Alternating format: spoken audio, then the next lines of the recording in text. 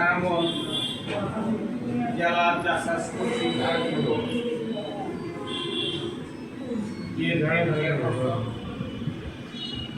দেশনেত্রী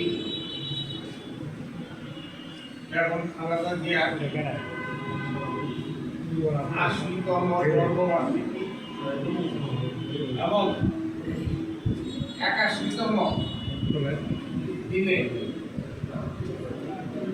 ফলাফল এই উপলক্ষে আয়োজিত আজকের এই দোয়া মাহফিল এবং দোয়া মাহফিলের পূর্বে সংক্ষিপ্ত আলোচনা পর্বে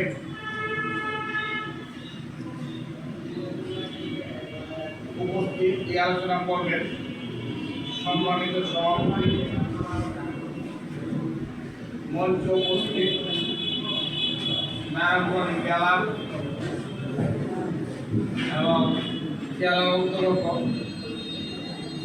থানা ও পৌর কমিটি সমূহের সম্মানিত নেতৃবৃন্দ, উপস্থিত আমার প্রাণপ্রিয় চাষাসের সহকর্মী ভাই ও বোনেরা, আসসালামু আলাইকুম। আমরা আজকে যার জন্ম দিবসকে কেন্দ্র করে তাকে দোয়া করার জন্য আজকে আমরা এখানে বলছি। দেশনেত্রী বেগম খালেদা জিয়ার ব্যাপারে আপনাদের কাছে বলার কিছু আছে বলে আমি মনে করি না, কারণ আপনারা যার দল করেন, যার নির্দেশে গুলি যেহেতু গুলিয়াকে আপনারা ভয় পান নাই, সেই নেত্রী সম্পর্কে আপনারা যথেষ্ট অবগত। আমি মনে করি যে আমার থেকেও আপনারা তার ব্যাপারে আরো অনেক কিছু বেশি জানেন। এখন ডিজিটাল যুগ, ফেসবুকের যুগ। এই ফেসবুকের বদলতে অনেকে ঘরের খবর রাখে। সুতরাং আপনারা এই ডিজিটাল যুগে এখনো দেশ নেত্রীর ব্যাপারে আপনারা একটু জানেন না, এটা আসলে আমি বিশ্বাস করতে চাই না। আমি ব্যক্তিগতভাবে ফেসবুক চালাই না, এই কারণে হয়তো আমি জানতে পারি। আমার বিশ্বাস যে আপনারা তার ব্যাপারে আমার থেকেও অনেক বেশি জানেন। সুতরাং তার ব্যাপারে আমি খুব একটা বেশি কিছু বলবো না। আমি মনে করি গাছ আছে তার জন্য গাছের একটা দায়বদ্ধতা রয়েছে।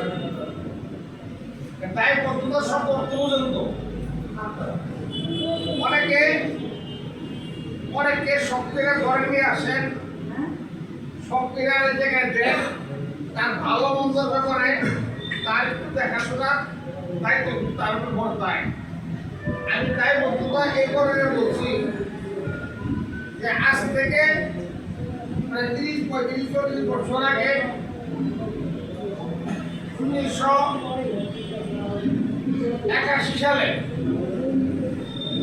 মহান নায়ক, স্বাধীনতার মহান ঘোষক শহীদ রাষ্ট্রপতি জিয়াউর রহমান, যিনি বিএনপি প্রতিষ্ঠা করেছিলেন, সেই বিএনপির চেয়ারম্যান শহীদ জিয়াউর রহমান ১৯৮১ সালের ৩০ মে চট্টগ্রামে কতিপয় উচ্চ বিলাসী সেনা সদস্য দ্বারা নিহত হলেন।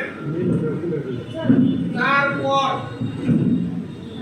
১৯৮২ সালে এটা একটা গুঞ্জন রয়েছে জিয়াউর রহমানের এই নিহতের পিছনে, এই হত্যাযজ্ঞের পিছনে স্বৈরাচারের সাথে হাত রয়েছে, এরকম একটা গুঞ্জন সারা দেশে রয়েছে। তার পরবর্তীতে ১৯৮২ সালে স্বৈরাচার এরশাদ 24 মার্চ মাসের 24 তারিখ সামরিক আইন জারি করে যখন ক্ষমতা দখল করেছিলেন, ঠিক তার 2 দিন পর ঢাকা রমনা বটমূলে স্বাধীনতা দিবস উপলক্ষে জাসাসের পূর্ব নির্ধারিত একটি প্রোগ্রাম ছিল। 24 তারিখে মার্শাল হলো, 25 তারিখে ভোর রাতে আমরা যখন জানতে পারলাম এরশাদ মার্শাল দিয়ে ক্ষমতা দখল করেছে, 25 তারিখে যেহেতু পরের দিন আমাদের প্রোগ্রাম 26 তারিখ আর মার্শালরা হয়েছে 24 তারিখ, মাঝখানে ছিল একটি দিন। আমরা যাদেরকে প্রধান অতিথি বিশেষ অতিথি করেছিলাম তাদের নাম আমি এখন বলতে চাই না।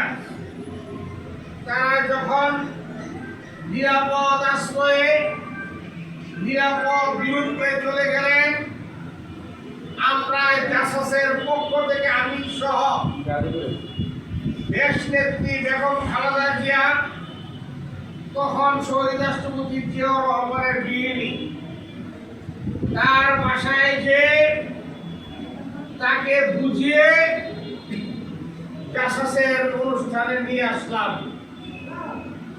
সেটা হলো বেগম খালেদা জিয়া বাংলাদেশের ইতিহাসে রাজনীতিতে প্রথম পদার্পণ। বেগম খালেদা জিয়াকে জাসাসের মাধ্যমেই বেগম খালেদা জিয়ার রাজনীতি অভিষেক হয়েছিল। যেহেতু জাসাস তাকে রাজনীতিতে আসার পিছনে ভূমিকা রেখেছে, সেই কারণেই কথাটা আমি বলেছি।